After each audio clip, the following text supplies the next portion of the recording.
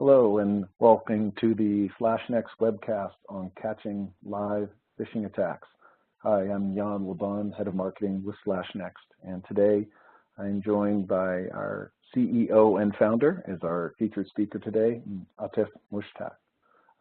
Atif not only founded SlashNext, he's a noted security expert in the industry and was also formerly the lead scientist with FireEye, where he was the lead architect for their core malware detection technology and spent almost 9 years there. He's been on the front lines of the war against cybercrime for many years and has worked with law enforcement and other global organizations to take down some of the largest malware networks, including Rustock, Srisby, Pushto, and Grum botnets.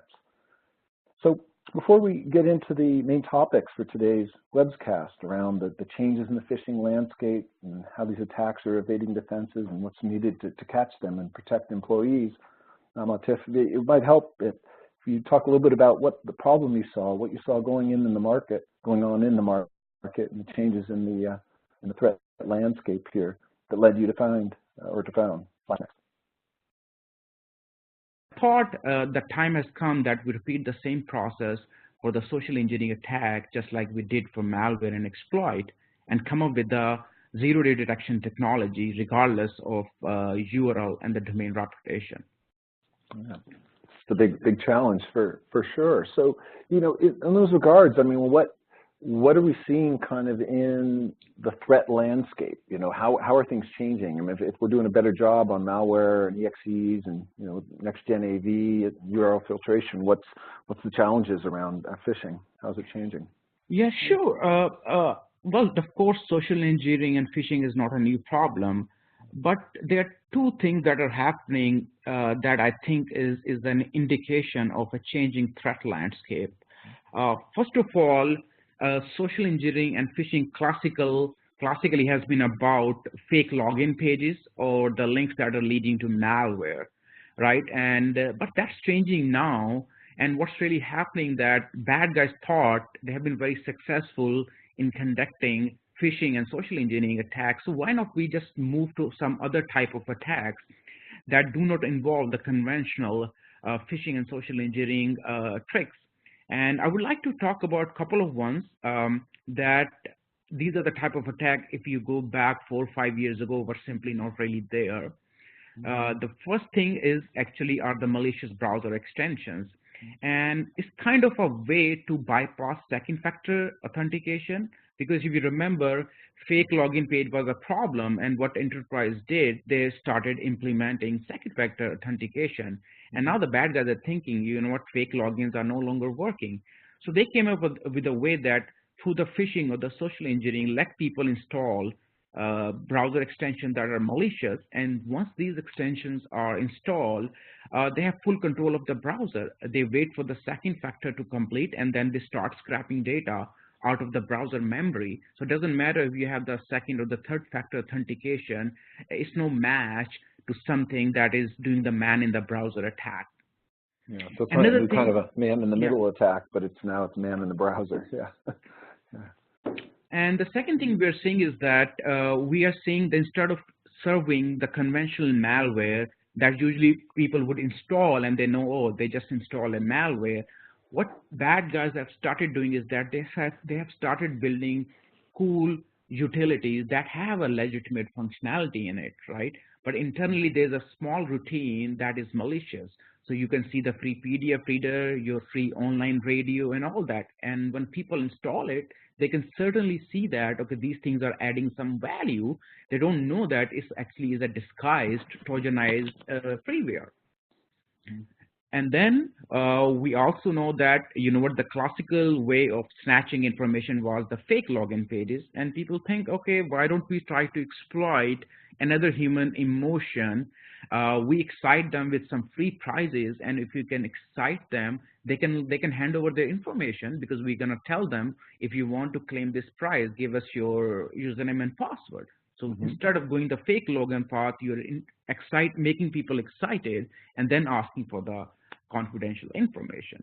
Mm-hmm. And then, of course, we have the money transfer scams, and then we have the technical support scam where people ask you to give them the remote access to do the remote cleanup. These guys install the TeamViewer or the Log Me In, and after they perform the fake thing, they charge you money, and then they sell your TeamViewer credential on the dark web, where the targeted attacker guys are already doing the bidding and all that, and they simply snatch these credentials and log into the pre-infected machines. Right. And then and anyway, I have a couple sample pages here to show in a minute on these, but we were saying in ways obviously phishing is still occurring, in email. There's still infected attachments or malware. They try to get them out to a website and maybe then work on a browser compromise through a malicious browser extension and other things. But it's the old style phishing still occurs, but now there's also additional attack vectors, not just, here are the additional attack vectors. Maybe walk us through some of these. Yeah, sure. I mean, just like the conventional marketing, it used to happen over email, right? Mm-hmm. You know what? And then eventually now we are living in an age of social media and the chat application. Just like normal marketers, they're using all these communication mediums to spread their message, legitimate message. The bad guys are following the same thing. They thought, okay, you know what? End of the day, they want to send their phishing attack in form of a, say, HTTP link or HTTPS link to the guys. So they need to send it wherever the innocent users are communicating. And that involves your email, that involves your advertisement that is being placed on the third party, that includes your search engines, browser extension, chat applications. So what bad guys are doing, they create one malicious website and they just spread it through different communication medium. And that was one of the main reasons that when I was thinking about the solution, I always thought that instead of building it at the email level or at the social media level, let's build something at the web level. And advantage would be that doesn't matter what communication medium people are using, there's a common choke point where everything leads to web. And if I can catch phishing there, it doesn't really matter to us from where it is coming. Mm-hmm. Right. And in these cases here, like some of these areas, like you're mentioning, like if I'm seeing malicious ads on a legitimate site or search engine, I mean, if it's a legitimate site, it's not one I'm normally going to block, but there's some kind of malvertising going on, or search results are showing up against legitimate business search that then takes me to a malicious site of some kind, to fish me in some way. That's correct. Yeah. Yeah. And it's hard. I mean, it seems that, all the investments over the years, I mean, you can talk about the investments that have been made around email, because I know a lot of the folks who are viewing this today, I mean, there's been significant investments in secure email gateways and phishing awareness and education, like don't click that link, don't click that attachment, that sort of thing. Is there anything special about these other attack vectors that, I mean, if all the investment has been around email and some degree of blocking and URL filtration, how do these other ways work differently or better? What's so different about the phishing and the social engineering that is happening right now and what it used to happen? I think the very first difference is that the type of social engineering attacks are changing, as I already talked about, right? And the second thing is that usually people or the security vendors have the catch-all URL filtration engine. They usually, other than exe, they don't really go deep on the page. And if they want to catch a social engineering attack, they just rely on the URL. And the logic is that doesn't matter what pages are there, if you can catch it through the domain, why you even care? It's a technical support scam or it is the login credentials. There's one problem with that approach is that bad guys really know that people are trying to cache them through the domain reputation. And they found two ways to circumvent that. First of all, they started using very dynamic URLs and they started registering a lot of domains. So that by the time a signature is created, they have already moved. Now, another thing that they did was they started compromise legitimate website. And they thought that if they can infect legitimate web servers, then the domain is perfectly fine, right? It's just one page on a legitimate website that is infected, and that is an attempt to actually fool the generic domain reputation-based engine. And that is one of the main reasons while I was thinking about building a zero-day detection technologies, I simply thought that, okay, I don't want to go the URL and the domain reputation path. And I thought that the same principles that we applied for the EXE-based analysis, where instead of relying on the URL, we extract the EXE and launch them inside a virtual machine for the behavior analysis.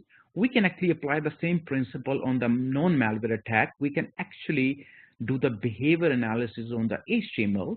So when someone is asking you to download a fake Flash player, or asking you to transfer $50,000, or asking you to install a Chrome extension, you get the clues how that guy is trying to lure you, right? And concentrate on that part and do it with the behavior analysis.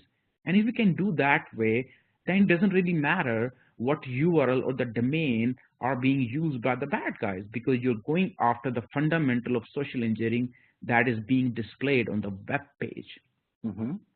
Right. Well, could you walk, and I think you had a couple screens there. Can you kind of walk through, look at some of the different ways people are getting phished, some of the screenshots, some of the malicious sites, and so in essence, what you're saying here, like here's a classic, like different kinds of fake login pages that are looking very real these days. I mean, they're very sophisticated, good graphics. I mean, it takes even a normal security research team a few minutes, you know, to kind of look at everything and figure out if it's real or not, not to mention the average employee. So explain then so this is normally going to, let's say, bypass normal filtration methods. So how is it then catching something like this? Yeah. So I mean, we can take an example, right? I think the clue lies in how a tech-savvy user cached phishing, right? And I consider myself a tech-savvy and a researcher. So if you can usually send me a phishing link, I usually won't fall victim to it. And I think the logic is that how in the world, as a human, you're detecting these phishing pages by actually looking at the page. I mean, I don't have a very good memory to remember millions of URLs. So there is no way I can remember all these phishing URLs in order to cache them. Mm-hmm. So how in the world I actually look into it, right? I think the first thing is to actually see what type of information is being asked. And first you establish that, okay, it is asking for that kind of information by using certain type of graphical appearance. And once you know the purpose of this thing, then you cross-check it with the URL, and you see, okay, you know what, a page that is claiming to be OneDrive is not actually the Microsoft domain, or the certificate is not really matching, right? And I think that's the way we all tech-savvy user detect it, right? We first look at the page, and then we actually cross-compare it with the URL, and then you say, okay, URL is not matching, certificate is not matching, it must be wrong. Right. And sometimes we use our judgment. For example, if you see this office thing, you have never seen this type of page before. Of course, it is asking for the office and all that, and then you use your judgment. But that judgment is based on the fact that you can able to see that there's a Microsoft Office logo, and there's someone who's saying that, okay, it belongs to Microsoft. So if you can make that intelligence in a software where it can understand the context of the page, it becomes so easy for you to actually catch a fish. Mm-hmm. Do you have some other examples too? So yeah, these are the phishing pages that are usually we see spreading through advertisement. And if you see our customer base, more than 20% of the social engineering attack that we're seeing belong to this category. And I think the main reason bad guys are moving from the fake login to browser extension are the second factor authentication.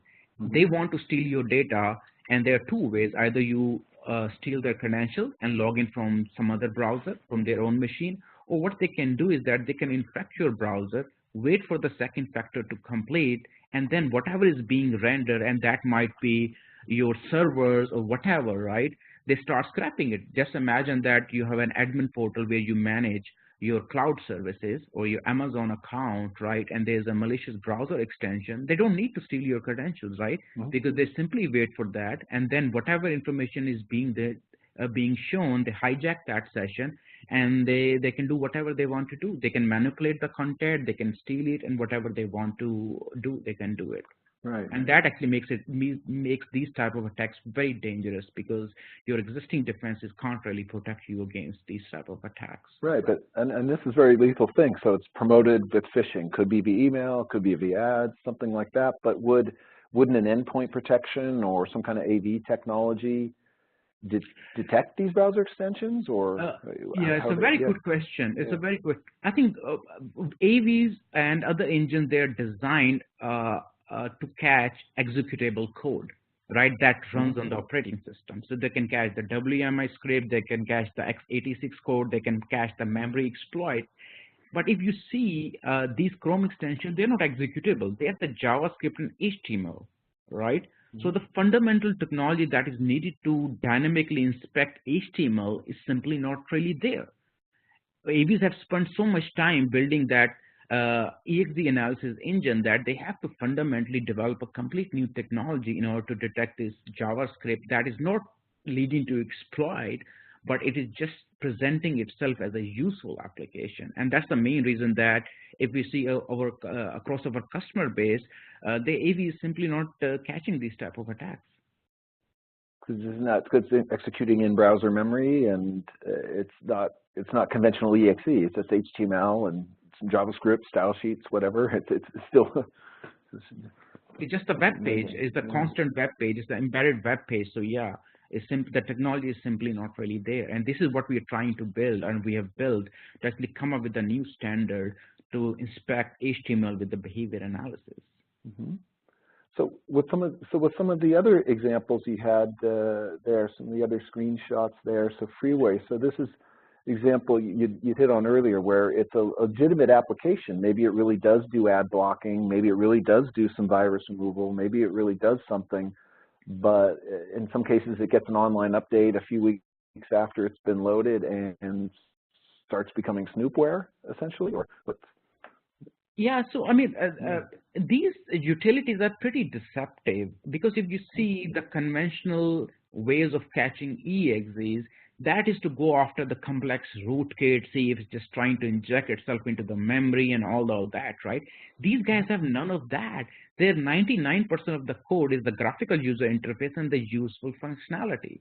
The only thing that is malicious is usually the small download routine. So when AVs scan them, they find 99.9% legitimate code, right? And that download routine would actually get called at some future time frame, right? So when you install it, AVs is not able to even actually inspect it with the dynamic analysis, right? Of course, the signature exists where a researcher can use their cognitive computing to find this stuff, but the fundamental behavior-based technology that goes after the memory inspection, that goes after the rootkit, simply fails, because there's no rootkit, there's no complex injection, there's no complex keylogger embedded into it. It's just a download routine, and every legitimate software has a download routine in it, right? And that is one of the main reasons that the behavior analysis based technologies that work on the EXE don't really work. Another reason is that most of these utilities are cross-platform. If you access the same page from Android or from the Mac, it will serve you the DMG file or the APK file, right? So it means that you need to have the AV for each and every operating system in order to stop this. So how we solve that problem? We thought that don't even bother about the EXE, try to catch this stuff at the lower level, at the HTML level. So this page will never even get rendered, and user will never be in a position to actually click on that remove virus now thing. So it will never actually reach to the AV inspection level, basically. Right. So what you're describing then essentially is it's, if you look at the whole kill chain of a phishing attack, like someone may actually take the lure, a link comes in through Skype instant messaging or through email, through any other, maybe an ad, gets them to the page, and you're trying to detect and help block the page before they even download this freeware, right? So stop it at the start of the kill chain before all the bad stuff happens, That's right. Right. Yeah. And the last attack, the last category I want to talk about is the support scam. And in this case, the hackers are just trying to scare you. And once they scare you, your guards are down. And in this case, they can ask you for anything they want. For example, I've seen things where people scare you that, okay, your account is compromised. And if you want to fix it, you need to get your login credentials, right? So your guards are low. In some cases, they ask you to actually give them the remote access. And the main thing is that they're exploiting the fear emotion. And once there's a fear emotion, people stop thinking sometime, right? And it is a good tactic. It is actually sometimes even trick the guys who are used to conventional phishing detection, where someone is just creating a fake page. Sometimes they make, just in this case, they just make them really, really afraid, and then they can ask them whatever they want them to ask. Mm-hmm. Yes, it's, again, social engineering. Yeah. And the last thing is, again, another way. In this case, they can actually invoke the greed, human greed we all have. They actually invoke the greed, and once you become excited enough that, okay, you're going to win a $700 iPhone for free, then you have no problem giving your credentials or giving your credit card, because the guy is saying that, okay, we're just asking your credit card, right? I mean, we're not going to charge it, and you can get something for free.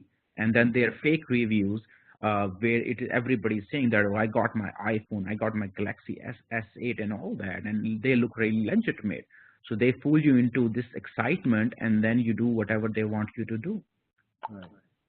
So you've kind of described, highlighted that, there's different aims of phishing. It's not just conventional credential stealing with, fake login pages. Now there's other ways of getting people's information or sensitive information, or help defeat two-factor authentication.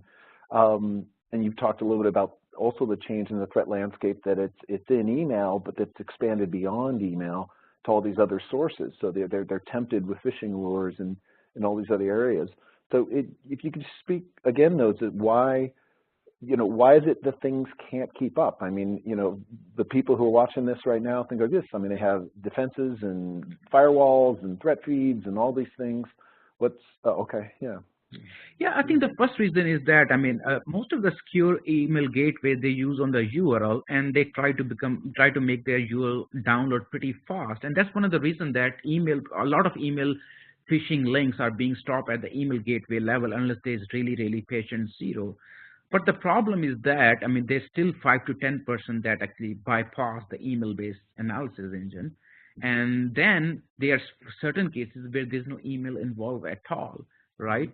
So again, the technology that needs to be at the common choke point at the web level is struggling, and that is your URL filtration, right? If you really want a 360-degree protection against hyperlinks, you actually have to have a technology that can work at the web level.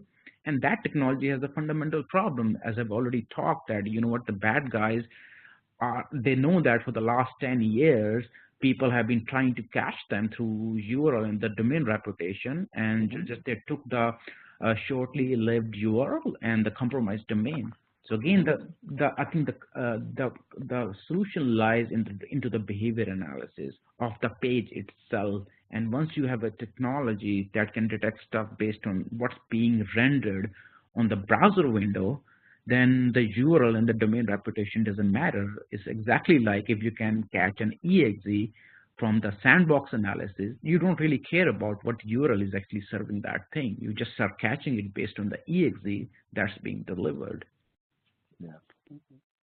Well, then, then let's talk a little bit of the actual solution then. So if this is the kind of the problem, you're getting phish in more places, it's hard to detect, the magic or the maliciousness is in the page. How do you catch a live phishing attack, web-based phishing attack?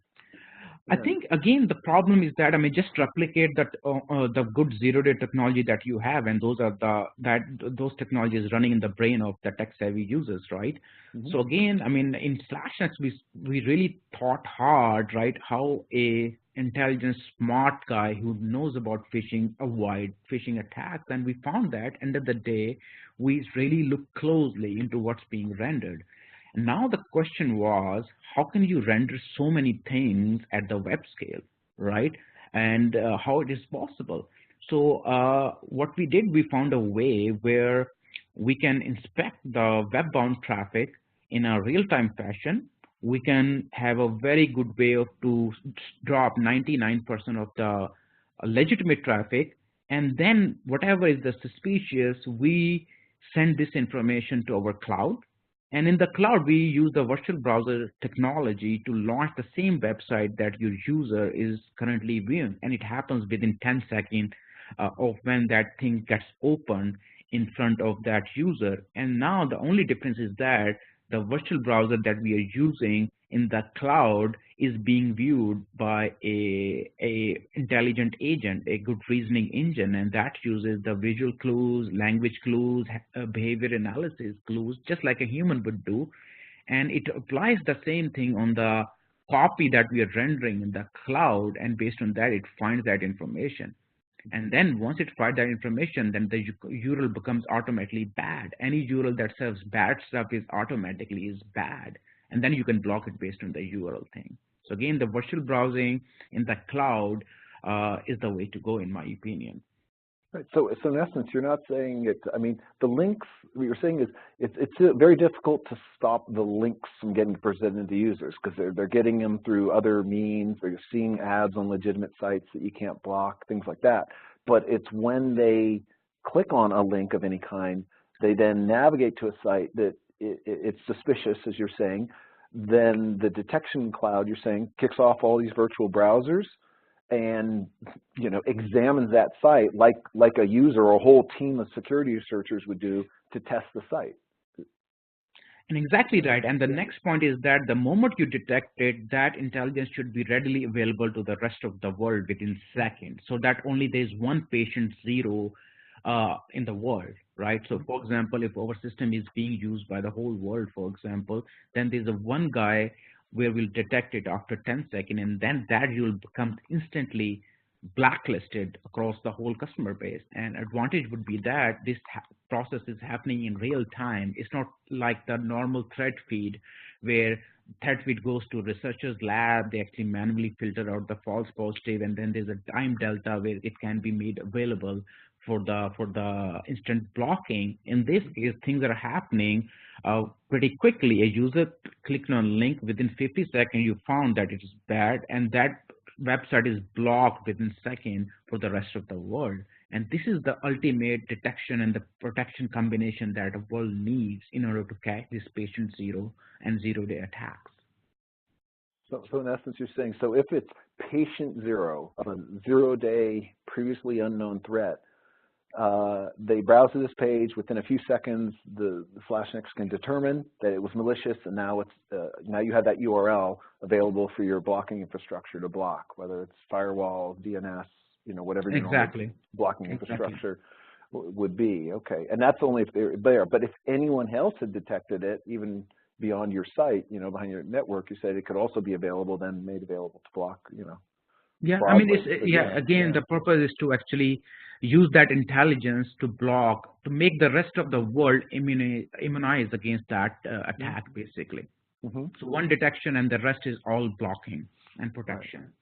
Right. Yeah. You want to just walk through, you kind of described what happens at that third step. You want to walk through kind of 1, 2, and then 3 again? So 1, 2, yeah, sure. I mean, the journey starts when our system at the wire speed within microsecond detects a suspicious looking web session, and within few seconds, maybe within 1 second of detecting something suspicious, it gets rendered within the browser on the cloud. And within that few minutes, we load the whole website, and there's a normal loading time. And after that, we find it out, and we get all the clues from the natural language, the visual clues, and all that, and we feed it to a machine learning engine.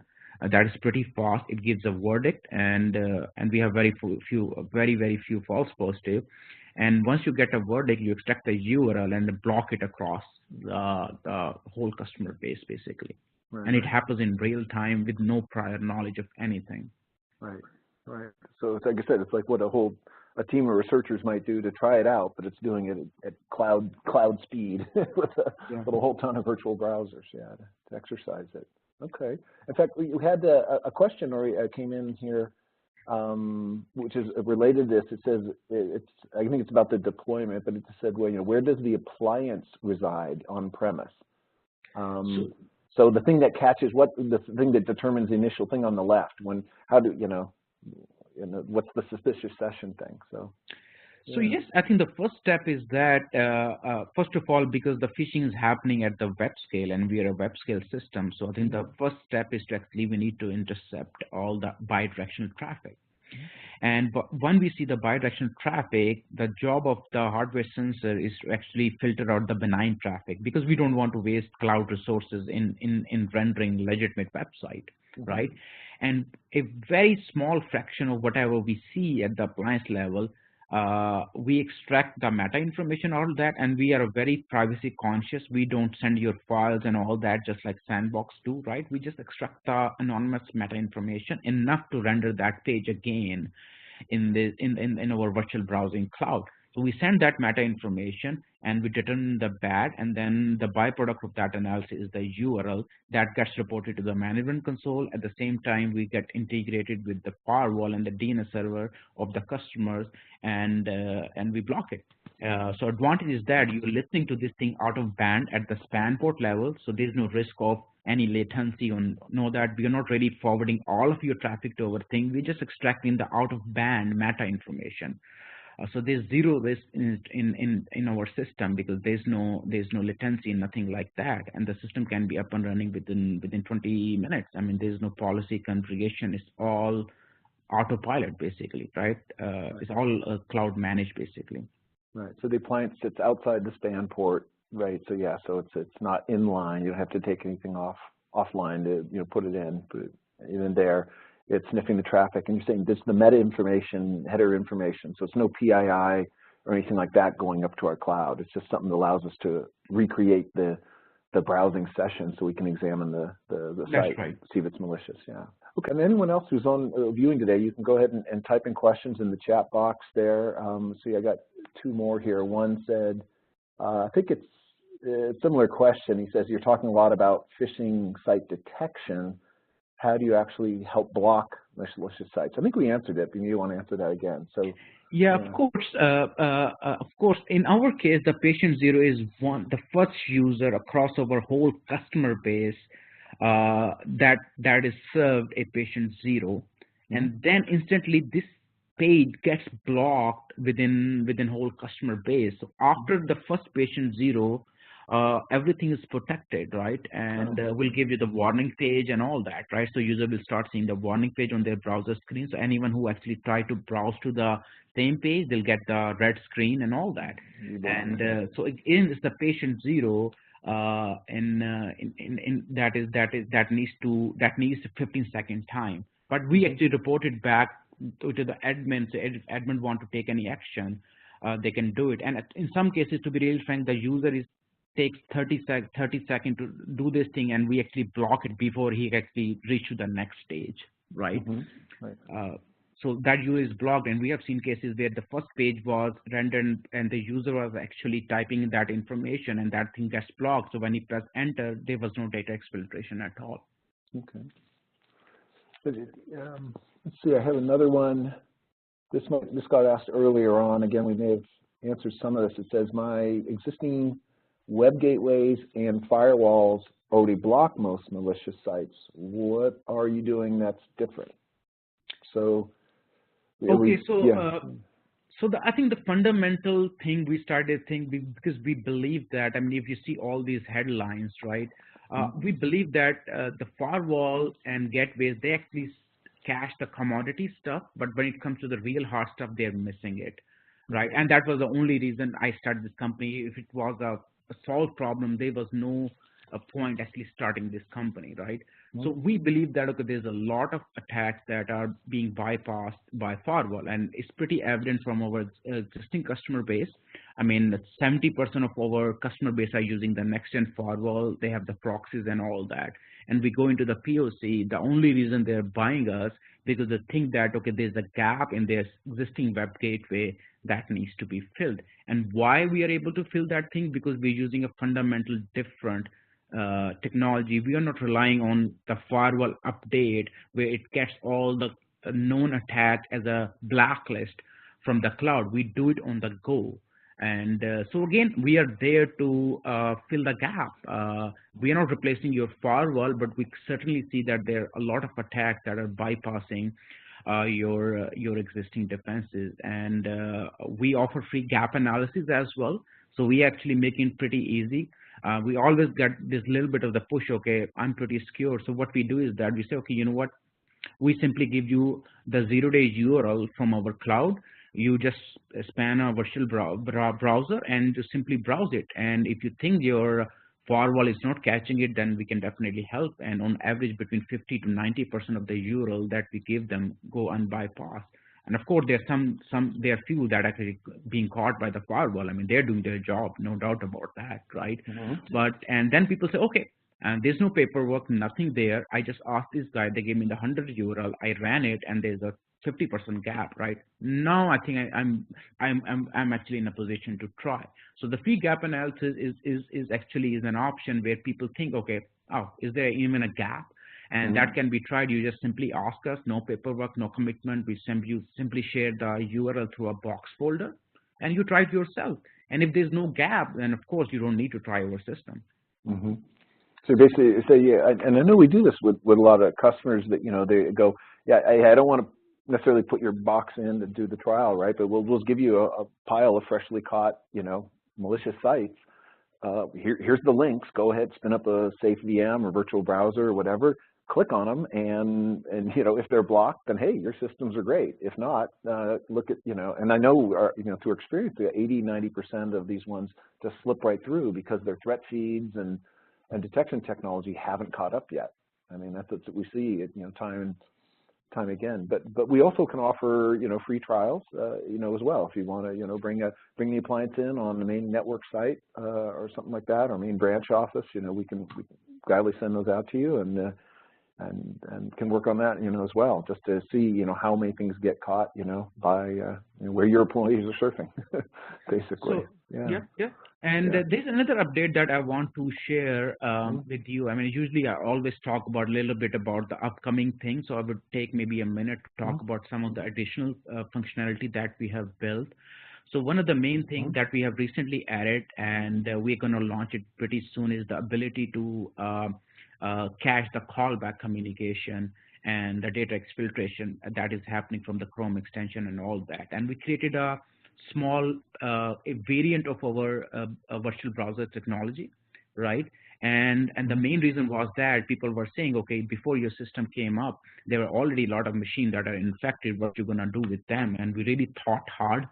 Or how can we a little bit more of our technology into catch these non-phishing data exfiltration? And so far, I think we've been running it on the some of the beta sites, and the same variant of this session emulation or the browser emulation has been working very, very good for the data exfiltration and